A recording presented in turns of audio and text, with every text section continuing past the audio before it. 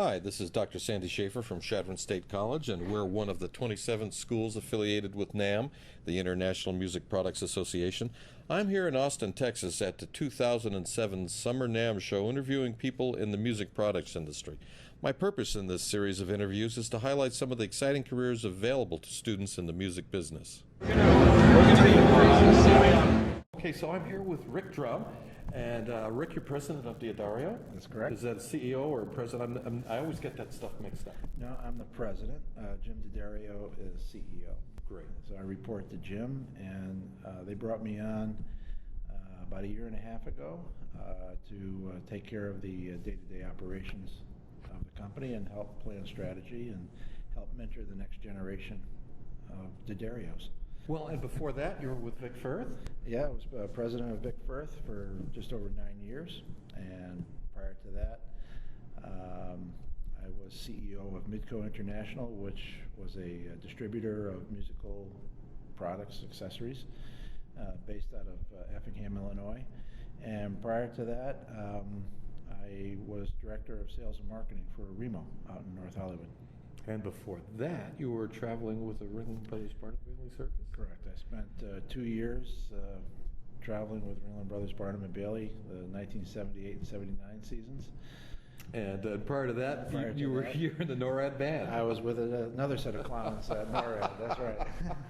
Oh, that's wonderful. So, my first question is, tell me about your job. Number one, what day to day, what are you doing? Every day is actually very different in what I do.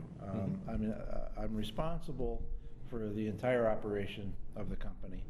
And that includes D'Addario strings, Evans heads, Yep. Rico reeds. Yeah, and the bowed strings as well as Planet Waves. We have a factory in Farmingdale, Long Island, where we employ 800 people at that factory. We also have Rico Reeds based out of Sun Valley, California, adjacent to Burbank, and we employ just over 200 people there. And then we have 2 plantations, one based out of Mendoza, Argentina, and the other one about 2 hours outside of Nice, France, where we grow the cane that we use in Rico Reeds. So we have a little better than 130 people between those 2 plantations. So and you oversee manage all of it? Yes. I'm responsible for all of it. So manage everything from string winders to agricultural workers and a few musicians in between. That's terrific. And D'Addario is very vertically integrated. So we do everything from having our own printing presses in-house. So we do all of our own brochures, all of our own packaging for printing, and we have our internal marketing department complete with the capability of doing our own ads in-house. So we have an art department. Wow. We make a lot of our own machinery, so we have a complete engineering department and a very large machine shop. And so every day for me is a little different. I come in early in the morning. I start off about 7:15 in the morning, and start off with meetings with my director of operations, and then I could be meeting with my VP of marketing, John Roderick, or VP of sales, David Vi, and we cover a lot of bases. We cover everything from domestic sales to international sales to product development, and work very closely with Jim D'Addario, who's extremely involved in the company, and we sell directly to about 3,500 retailers. So it's an incredible amount of irons in your fire. There are a few. So occasionally I burn myself. Absolutely. So, and with Vic Firth, what was that job like? Well, again, I was the president of the company, and I had this similar responsibilities that I have with D'Addario. Vic Firth, we grew from essentially a $7.5 million company up to a $20 million company when I left. And again, when you go through a company First of all, you have the person that founded the company, Vic Firth, Mm-hmm. right, who is a very entrepreneurial person. Sure.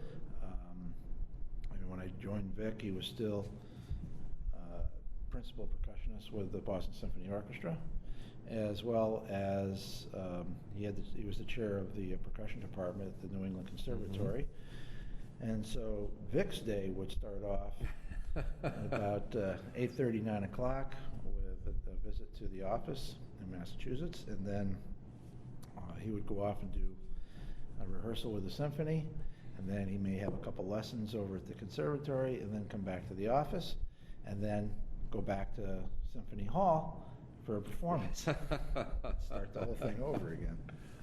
And so what I did there, again, was similar. I was responsible for the operations of the company. And so you have complete responsibility to make sure that sales goals are met, that your marketing is on target, that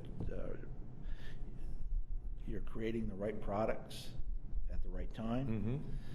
And so, again, it's an incredibly exciting position to be in. Oh, yeah. And the way I got into this, as we alluded to earlier, my background is performance. I mean, I started as a drummer. Where did you went to school?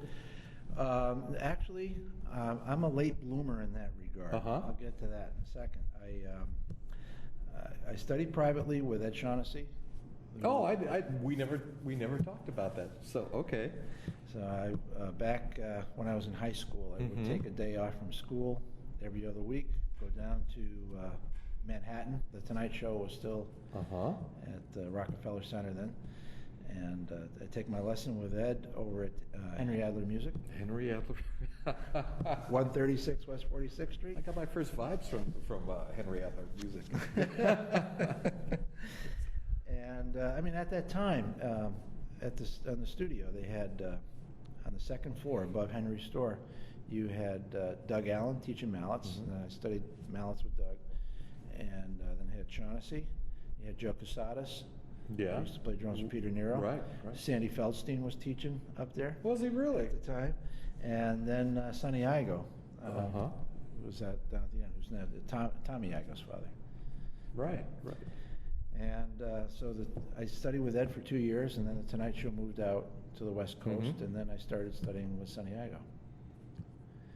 And then I spent some time on the road playing when I got out of school.